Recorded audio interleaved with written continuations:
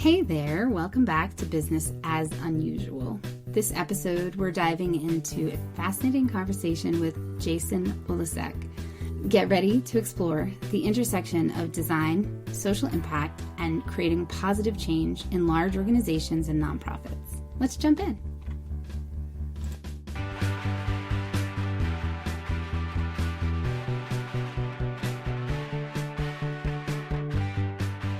Business as Unusual is a thought-provoking podcast that explores the innovative strategies, disruptive ideas, and unconventional practices driving successful leaders and companies in the ever-evolving world of modern business.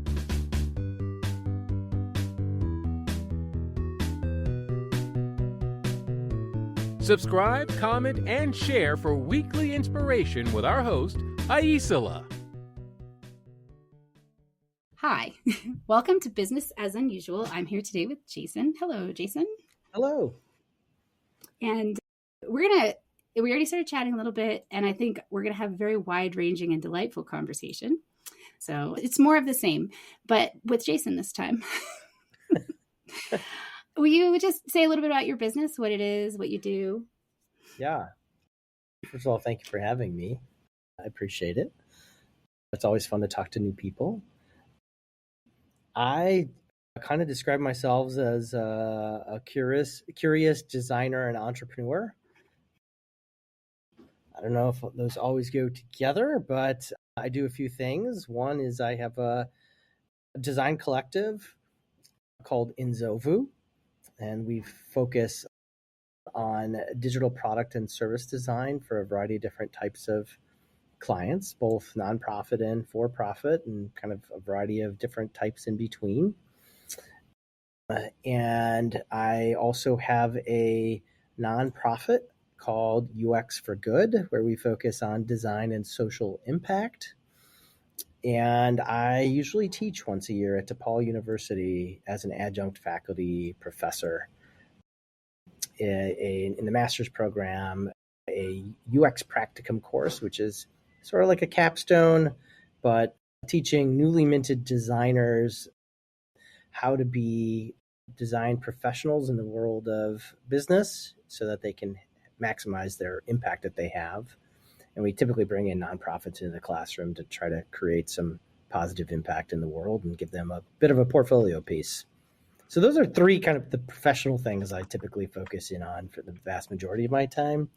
And of course, I'm a dad and a husband, and I have 3 kids that are pretty young. So I try to get involved with, all their activities and be present in the moment of those things too. So some days I don't know which way is up and which way is down, but all I can say is keep moving forward, because if you stop, you might take a nap. No, it's true, right? My kids are adults out in the world, and I had kids pretty young, and I used to say that the advantage of that is you get very zen very fast, because you recognize that you have to be present and you really don't have any control over anything. So you learn how to accept that and just go with what's happening. And they're good teachers. That's for sure. So you're talking about design, and I'm sure we'll touch on all of these topics. They're obviously such a great fit for the folks that I have listening and just my own interest set. So I really appreciate you joining me today. And a woman that I worked with several years ago said something that I thought was really interesting, that people are products of the system that they're in. And when you think about design,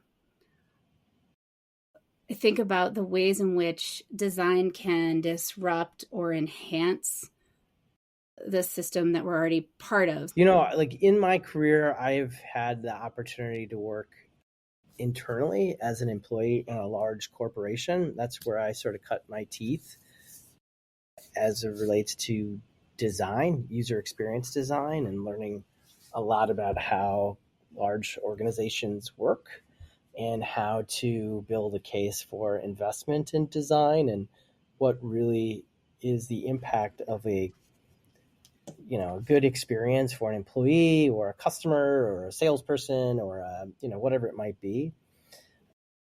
And then I also worked in the agency world and have been exposed to a lot of different business models and types and industries. And I'll just say that, yes, corporations versus, let's say, a nonprofit, they can have similar sorts of values.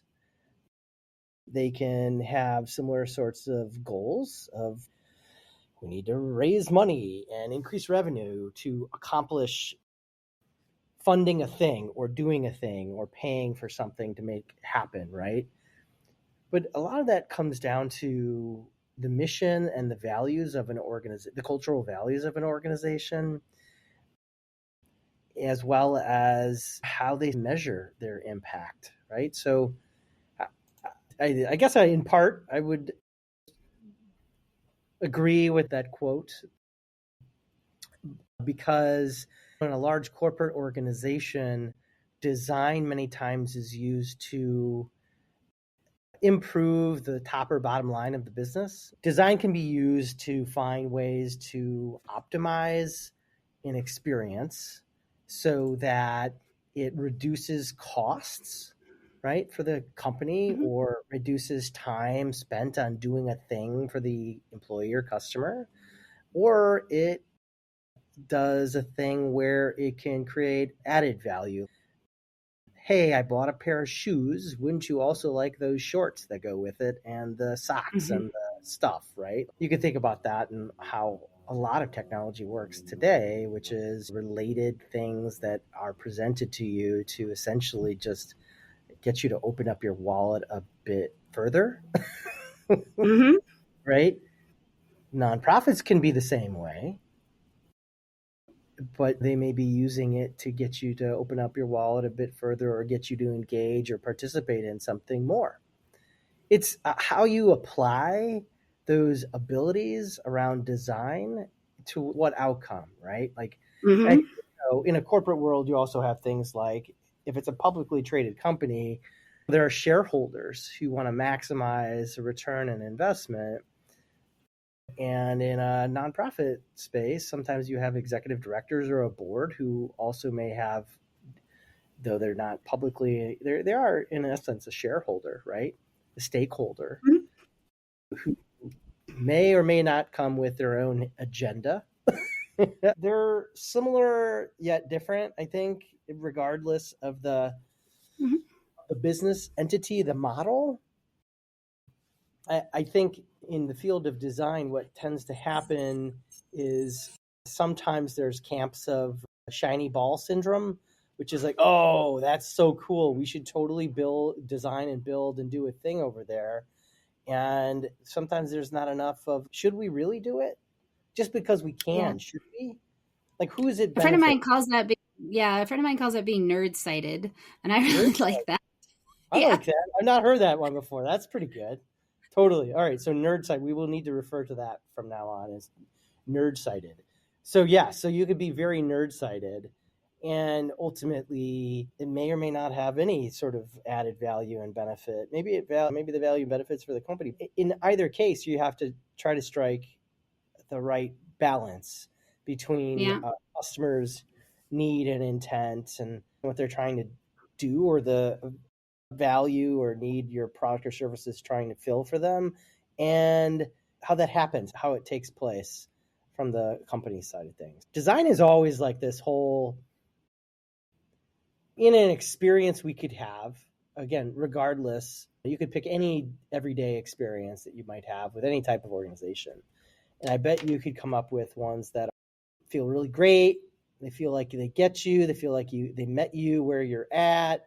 They feel like there's an appropriate kind of value exchange, and there's probably a healthy tension, right? I don't really want to pay that much for a thing, but you know what? It's really worth it, and it's a great product, great quality. Okay.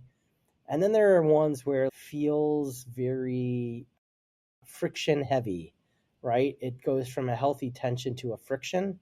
And Mm. design sits in the midst of all that because, especially in the digital world, we have the opportunity to create an experience that either strikes the right balance and a healthy tension and offers some surprise and delight in the experience, or if we don't pay attention to it, or someone doesn't consider the experience and the interaction they have, you wind up creating some tension, some friction, any number of different things that don't feel so great and translate to a negative kind of experience and maybe even a negative impact of something too.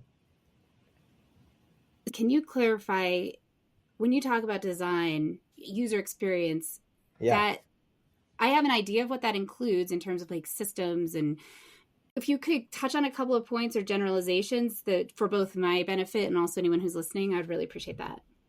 Yeah. User experience design, or UX, as some people refer to it as, is really a creative mindset, is the way I like to describe it. There are a variety of camps with different definitions of sorts that have been, I'll say, bastardized to some degree, but at its best, it's really just up here in the spaces in between.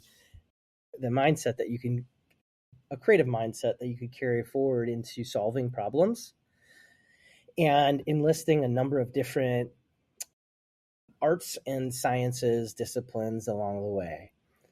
So in my field, user experience, taking a user experience as a mindset and working through, let's say, a project, take any kind of project, there's a pretty abstract kind of question or challenge that you have. I want to be able to do a thing and I don't know how to answer it yet, how to solve it, right? But out the other side, you need to try to get an answer. There are a number of different things that are involved in employing throughout that, meaning research and thinking about people who you're trying to solve the problem for, whether their motivations and goals and needs and challenges, and how do they do it today? How do they not do it today? How do they, does it even exist? Thinking about, how you use, those insights to create empathy for people's challenges, right? And put yourself in their shoes so that as you go through, especially in the digital world, a process in which you start to envision some sort of digital experience, or even broader, it doesn't have to be digital again, right? That you start to think about, how do I communicate that with words, with graphics, with visuals, with objects, with different things to convey meaning and usage and organization, right? There's information science, information architecture. There's a library science of organizing things, being able to find stuff, right? And then there's a lot of really thoughtful design, detailed fine-tuning design, especially in the digital world that you go through, that is employed, and then technology and all sorts of different things. But there's a handful of arts and sciences that are used throughout addressing a problem under the umbrella of user experience design. And that could be used in the outcome does not necessarily mean it has to be technology. You can use all these different disciplines to equate to a new process, a new physical product. Industrial design could be something that you might employ in the creative process, exhibition design, etc. And that's why I say the point of reference I talk to for the most part is digital, but I've been in this situation where we're taking the disciplines and that mindset and applying it to other things that are not digital, right? Like recreating a brand new service for someone, maybe a set of processes, steps, sequences, technologies coming in to support or do something, people and different skills supporting it along the way, and not necessarily even anything digital. In this world of UX for good, what would you say success looks like for you? Yeah. Or to you, like, your vision of it. Sure. Yeah. So UX for Good, we started in 2011. And really the concept around that was to combine design thinking, user experience design, and social impact.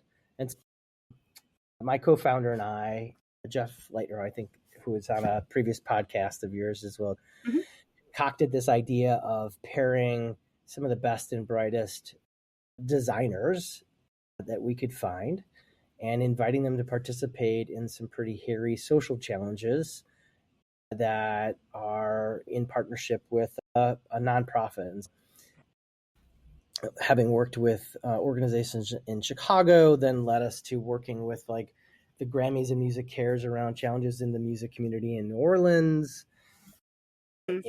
working with the Dalai Lama Center in Advancing Social Emotional Learning in the Classroom in Vancouver, and then working with the Kigali Genocide Memorial in Rwanda around the visitor experience and how to further empower people who are, having the experience there to go off and be essentially better humanitarians. Mm-hmm. And so in the world of UX for Good, applying this is a little bit different, right? So it's this year our project is called Yes We Cancer. Mm-hmm. And Yes We Cancer, the outcome for what we're attempting to do is to expand the narrative around the cancer experience for families. The hypothesis is, to make a long story short, and I can go into further detail too if you'd like, but the hypothesis is that if we can change or expand the narrative to be more inclusive of the family's needs and experience at the moment and throughout when a child is diagnosed with cancer, that would also open up additional funding and resources to be able to further support families. In this day and age, we've had tremendous strides, although there's a lot more to do in treatment of pediatric cancers, some more than others, and there's clearly not enough funding and, yada, yada, there's lots there, right? Lots of problems. It's a big, hairy problem. But one thing that is not being addressed is around the family specifically. And so what we're doing is we're taking the similar sort of process we would do for clients we might work with, organizations we might work with, to go through research and design and prototyping to come up with potential interventions in the system to see how we might intervene to expand the narrative to better support families. We're not out to recreate a brand new system so much so as it's broken today mm-hmm. between healthcare and hospitals and doctors and nurses and nonprofit organizations. Is everybody's doing the best they can, but because the perspective is not necessarily as much on the family, there's a lot of gaps. And so we don't want to create a map how to navigate the existing broken system so much so as how do we create interventions within it to expand the conversation and start to change the narrative to think about, well, the families get cancer too. They get cancer, the kid gets chemo, but together mm-hmm. they're experiencing the cancer diagnosis and the cancer treatment. Yeah. And it's just not, that perspective and that mindset is fairly non-existent. Mm-hmm. And yet, logically intuitive, if you pause for even a moment to consider the impact of what that would be if someone you love, especially your child, got something like that, of course your family is experiencing that in the ways that siblings and career, everything gets shifted. Yeah, it does. And why this project? Well, this project is near and dear to my heart because my wife and I have 3 kids, 2 boys, 12 and 10, and our daughter who's 7. But when our daughter was 2.5 years old, she was diagnosed with acute lymphoblastic leukemia. And we spent years going through treatment and, made it through. She's happy and healthy, 2nd grader today, 7 years old, as I said. And that's great. But the experience we had, a lack of a better term, sucked. And it does suck. You can't I can't cure cancer. I'm not an oncologist. I'm not a, cancer researcher. I don't have millions and millions of dollars to sock into research and so, you you sit there and you're like, well, what could I possibly do to give back, to pay it forward, to look at what maybe I could do within the system, or to the system, to push it in a better direction. And so this is kind of that project for me. Families experience it all very differently. There's a lot of variables at play.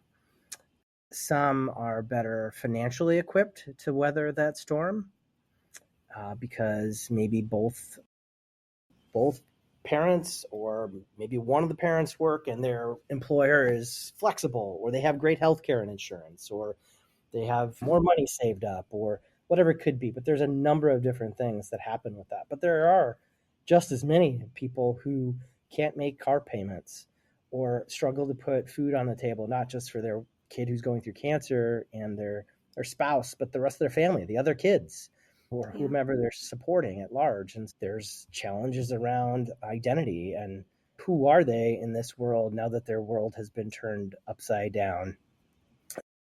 There's challenges around constant trauma, big and small traumatic experiences throughout. And so there's a lot to deal with there, not just finances. That is not something that is supported today. You have to navigate that as a family together. Our family was lucky to have a great community, friends and family to help, but not everybody does. We're very privileged to be able to make it out and through, and still making it through today with therapists and on on retainer for the most part, on constant reflection. But there is an experience there that just doesn't end when the kid is done with the treatment, right? It is, you have joined a club that you never knew existed.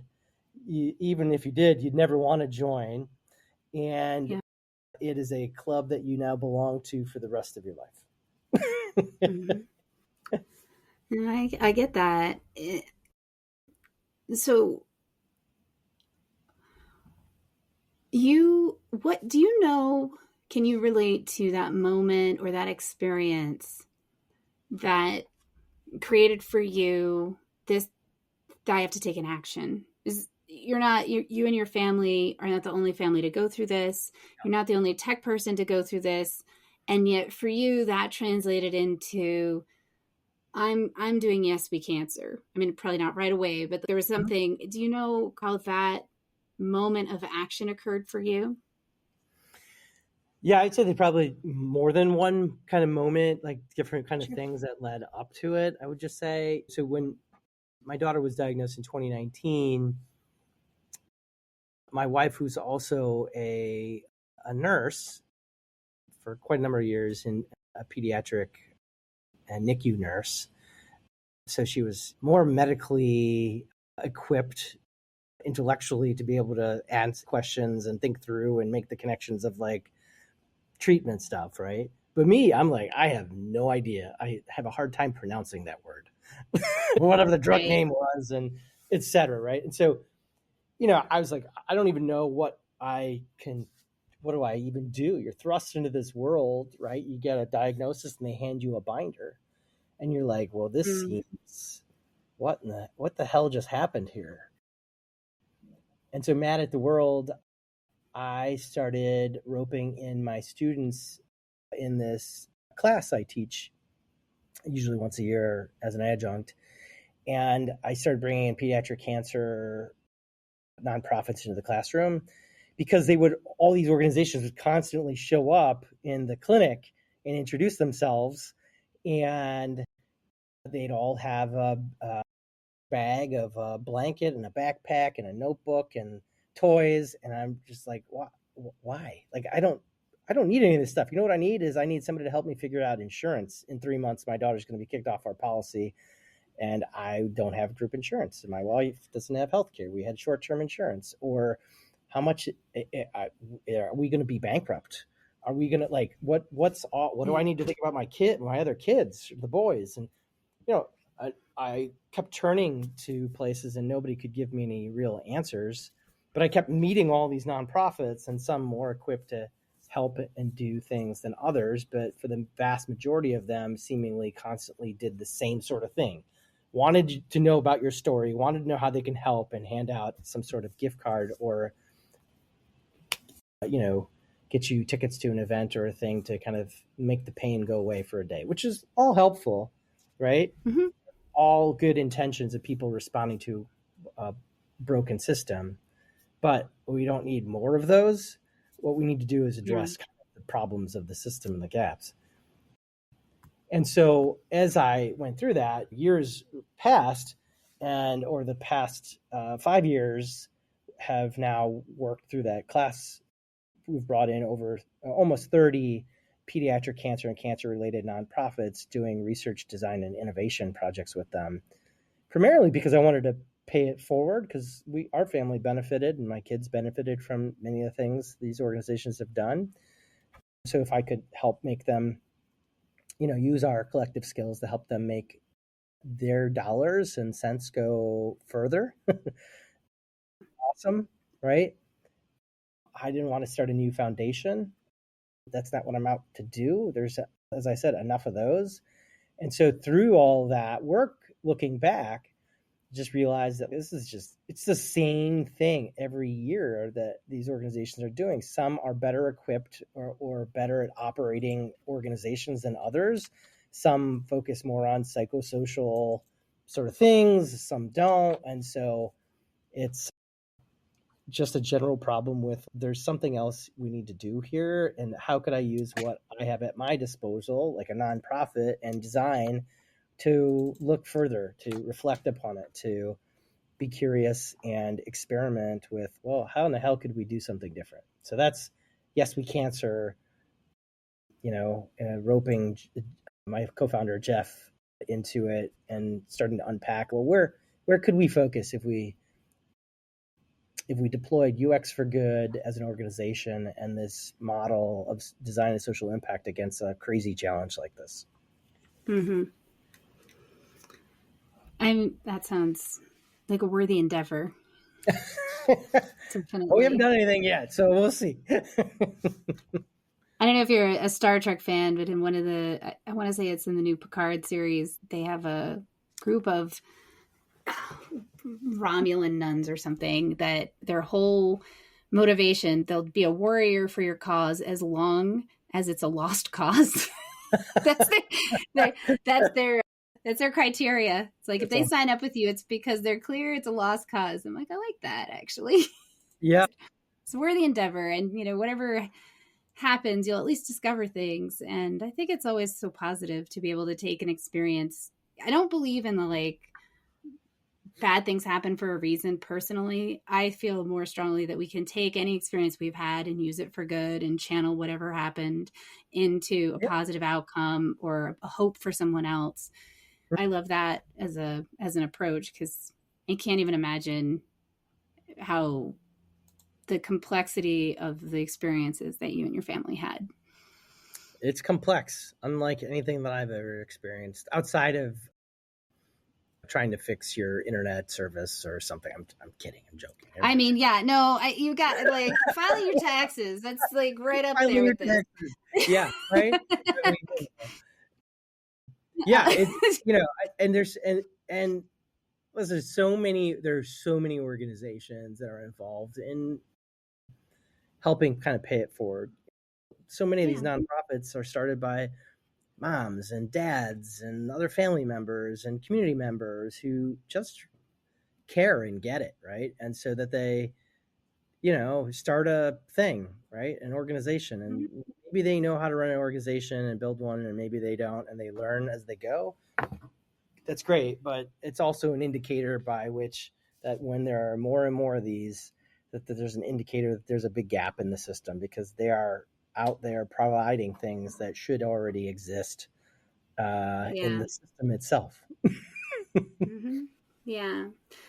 So one thing that you mentioned about a topic you'd be interested in exploring, which I'm excited to hear about, is the concept of with, not for. Mm-hmm. I feel like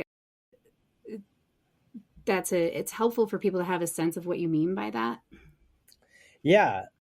So with, not for, in the world of design, you have the ability to create things, and you can create from a point of reference of what you know and put something out there to try to solve a problem, right? It's almost like, I don't want to say godlike complex, right? But like some people have that. I like to think I don't have an ego, and the folks I work with also don't, but there are some in the field who just were like, here it is, done, I solved it, right? Like, but in reality, and sometimes companies and organizations are like that too, by the way. In reality, and I'm sure you could think of, we could probably sit here all day and think of ones that work that way and others that don't. But in reality, design is a very collaborative and creative process, and you spend a lot of time thinking about others and in service of others. With, not for is a phrase that I like to use to describe how I approach work. And what I mean by it is there is a process you go through as a designer of a creative process, typically of a crazy challenge and then a solution, right? And there's a method to the madness of sorts, right? That's one part. Another part is there's a growth process that happens typically for the people that you're working with, right? So let's say that you've been asked to help an organization or work through a problem. There's a certain level and type of like how you engage them. What you want is them to understand the world that you live in and have just as much empathy and understanding for the people that are affected by what you're creating. Right? If you're out to change behavior, out to provide something that didn't exist in support of somebody in a better way, all that is really great stuff. But if you're not bringing these people that you're doing the work with, right, in collaboration through, it's a missed opportunity for them to understand and come to a realization of like, oh my gosh, I could totally think about this in a different way. All these different situations where we just made up an answer or we've decided on what it is ourselves, we have this opportunity to bring people into the fold, to understand them, to also get feedback from them, to also incorporate thinking, right?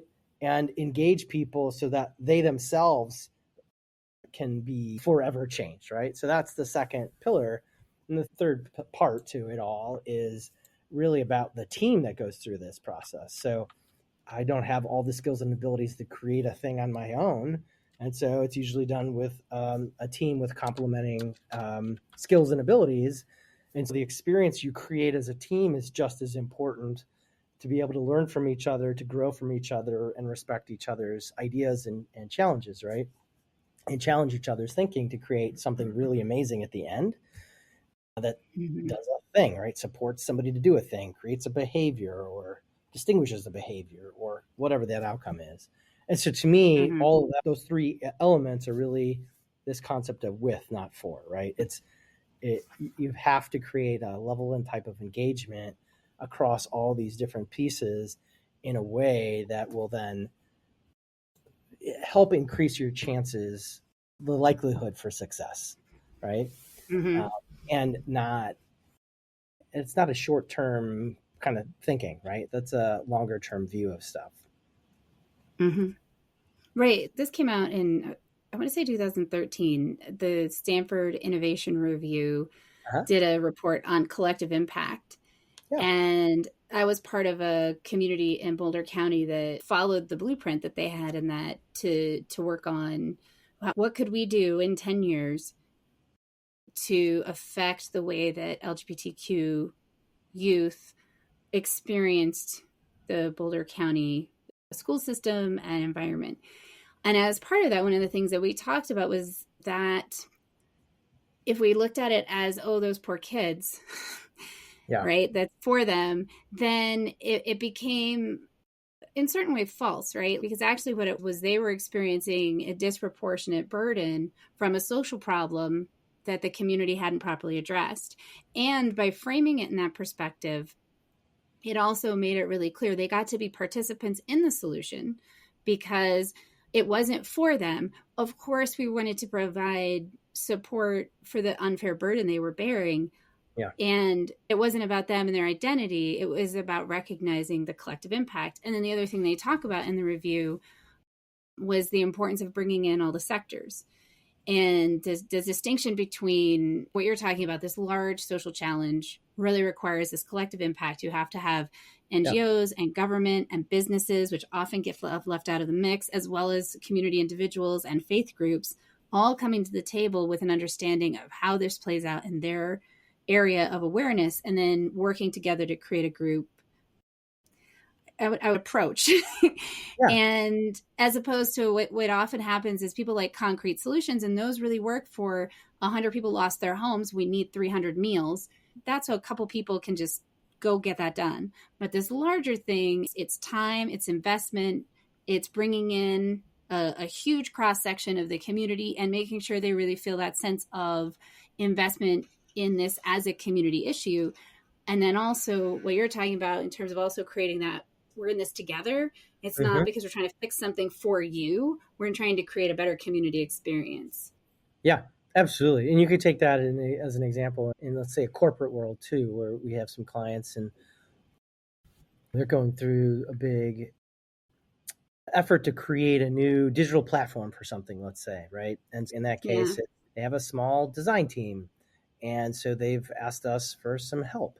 And so not only do we have to create the stuff at the end of the day that is going to get built to support their customers, but at the same point in time, we have to demonstrate the value of design and the things that it can bring to the table for the various stakeholders across sales and marketing and corporate relations and product and et cetera, right? And bring them along because they have input in things. And at the same point in time, we need to be mindful that the things that we're creating, in order for those things to not become quickly a liability and continue to be an asset to the organization, we have to also help develop the structure, the skills, the abilities for, as an external consultant, the structure, skills, and abilities for the employees of that organization to be able to support the thing that we're jointly creating together. Even in the example like that, in a for-profit example, there is that ability of, with not for, the ability to be mindful that how do you create something and not also create a dependency upon the people who are the creators, but the people who are going to support it longer term, right? So in the case of the community that you mentioned, right, like the responsibility lies in whoever is helping to facilitate that approach to move through, in ensuring that whatever kind of solution that you identify together, that there's identification of who's going to support it, and do they have the skills and abilities to support it, a solution, and if not, how do you go and get those skills and abilities or resources or whatever it might be that the solution requires so that it continues to sustain. This is a challenge and has been for a number of years, especially like 10 years ago when hackathons were such a huge thing. They're still fairly prevalent, but I don't know if you're familiar with that space, but hey, let's bring in a nonprofit organization for an afternoon, for a day, and 50 developers or 50 designers, and let's just dig into their problem and create a website for them or create an app for them, and then let's all walk away. You've probably done more harm than good, because you created a thing, right, that the moment you left is the value has decreased because that organization may or may not have the skills, abilities, or understanding of how to actually manage and maintain the thing that gets created. You've automatically created a depreciating asset, right? I mean, it's but that you didn't do, like, the problem with a hackathon like that is that was a do it to you, not with you. And so that's a challenge. When I see it a lot in folks that are specialized, that, and I think it's a human experience, we all tend to dismiss and devalue the knowledge that we have. And so as in the hackathon space, the well-intentioned programmers aren't really recognizing, even if they have an intellectual awareness of it, that the part of the reason people need this is they're lacking some knowledge and skill that's intuitive or second nature to that person. And so I find that a lot when I work in contracting with my clients, is helping people to identify the things that they just think are like everybody knows.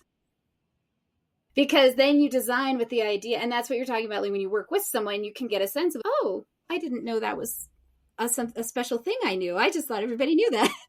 And then you can actually recreate something that's going to speak to the need they have and the skill level that they've developed in that area, because they obviously focus somewhere else. And we're a very highly specialized world where I had a woman on the podcast, came out a couple of weeks ago, and she is a lawyer who does legal education.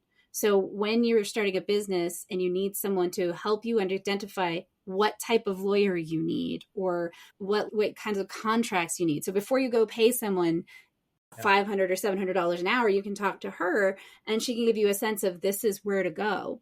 Because a lot of times people don't even know. I don't even know. I know I need a lawyer. I don't even know what kind. And it sounds like similar to that. I think it comes up a lot because we're so specialized, that working with people, getting that empathy for their experiences. And I think also recognizing we each have some unique, helpful knowledge that we don't necessarily think is all that important. Will you tell me some advice you've received that has influenced the way you approach your work? Yeah, I think one that I always tell a lot, especially to students as I reflect on my career, is I remember maybe a handful of years into my career when I was at this corporate organization as a designer, and I was learning a lot, super excited about what I was learning. I was learning to become a designer and a strategist, and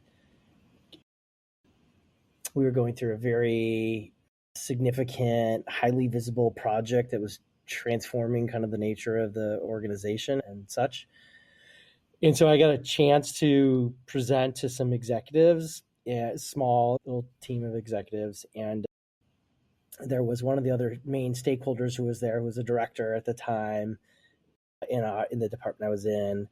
And there was a question from one of the executives, and they asked how would we approach blah, blah, blah. And I just methodically talked about the process and was very passionate about it. And it didn't really deliver in terms of an understanding to the executive and answering their question. And then after the meeting, the director that I knew there, who had much more wisdom and experience than I had in my career at that point, pulled me to the side and we chatted about the presentation, talked about what went well. And then she was like, and Jason, you are very passionate, you're very bright, but you need to stop being so fucking dogmatic. That was a quote, right? I was like, excuse me? What? She's like, you have to realize that there isn't only ever one approach to take to solving this kind of a thing, whether you're a designer or not a designer. And that if you're going to be talking to executives around the design process and how to go through it, that like they're going to care more about the outcome and how to arrive at the outcome. They care less about the process necessarily. And so that was a really important thing for me to think about. How can I continue to be more pragmatic in my life? Because as a professional and as a type A kind of person, you can easily get lost in the dogmatic side of the process and perfection. And so that was a really big kind of piece, I'd say one of the larger pieces of advice in my career, to be more pragmatic, which kind of, I think, opened up the door to many other things, including conversations with like my co-founder, Jeff, when we were first starting UX for Good, and asking me if I was going to do this or not do this. And so I think about that moment a lot, actually, in my career. I appreciate people who are willing to give you the real deal, even when I feel like the world is better when people just say, "Hey, this is the thing." Yeah, and right. or you can agree, but it's so much more helpful than when you're just like, I can tell something's, but Yeah, so especially when you're young. I think I was like 25 or something like that earlier on in my career, and the authenticity and transparency. Just she wasn't angry. She wasn't. She was just like, you know what? She had been very successful at a management consulting company before she came into the corporate world there, and everybody sought out her advice, and she gave that to me freely on that, and I was like, that was awesome. I was just like, that was really great. yeah. So how do you stay inspired, or how do you recharge? How do I do that? I recharge from stuff like what I'm doing now, this Yes We Cancer. The opportunity to give back is how I recharge too. I try to, as best I can, strike a good balance of the work I do as well.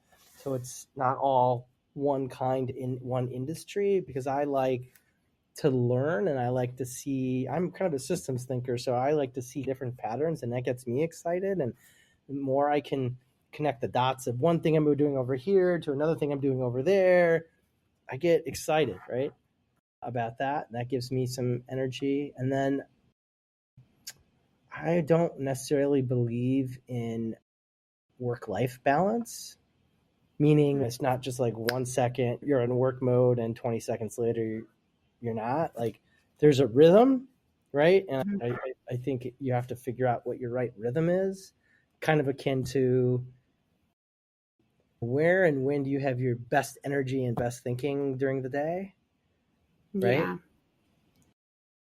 Rhythm or patterns. And it's an ongoing process for me, to be honest. Like, I need to step away. Like, I'm not doing anything helpful here because I'm just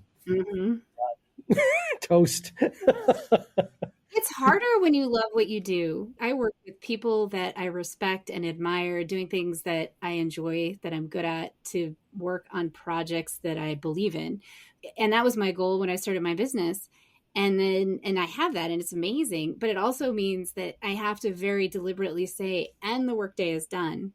Because I found if I go as long as I want to, too many days in a row, I am kind of depleted in a way it's weird, because it's not like I'm unhappy or anything. I've just maybe used those synapses too much or something. They need a little pause. But it's so interesting to me, because it's not, I want to be done.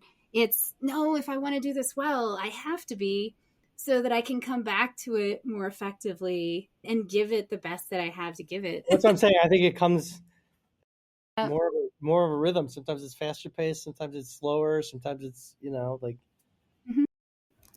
So I don't think that there's just like a switch. For me, there's not a switch. I used to try to manufacture the switch, and I was never good at that.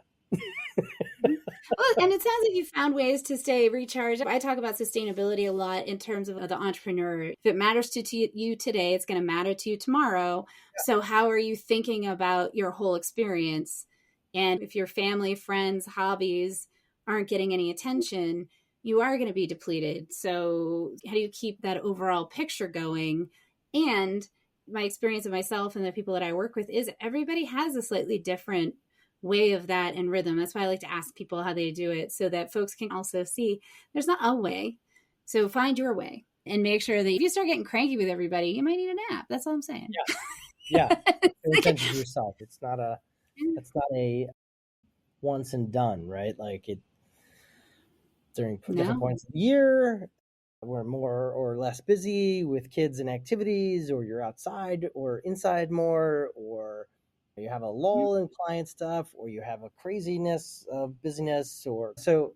It's, to me, it's more of a rhythm. How do you take advantage of those opportunities when you have the energy, when you have the time, or when you need to unplug and take a break? Yeah. And for folks who are listening, how do they learn more, follow you, get in touch, participate? Well, you can find me on LinkedIn. That's always a good spot. You can visit my personal site, jasonulaszek.com. And that has links out to Inzovu, which is the design collective, and UX for Good, which is the nonprofit. And then yeswecancer.com is the kind of just the website for the project that we're taking on this year. So those are all the ways I think you could find me. Love it. Thank you so much. And I appreciate you taking the time to chat with us today. Yeah, thanks for having me on. I appreciate the invite. And thanks for listening, everybody.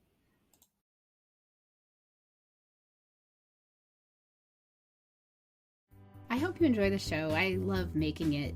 If you did enjoy it, consider hopping over to the review portion of the platform you listen on and letting other people know about it. Or share the episode or the entire show with a friend or subscribe to the show. Definitely reach out, get on my newsletter, follow me on social media, and let me know what you like, what you don't like, and what you'd like to see in the future. Well, we love our guests. Appearance on the Business as Unusual podcast or any Bicurean consulting production is for information purposes only and is not to be considered an endorsement of their business practices, or character. Please properly vet anyone you find through this podcast and generally before you do any business with them. Thank you for listening.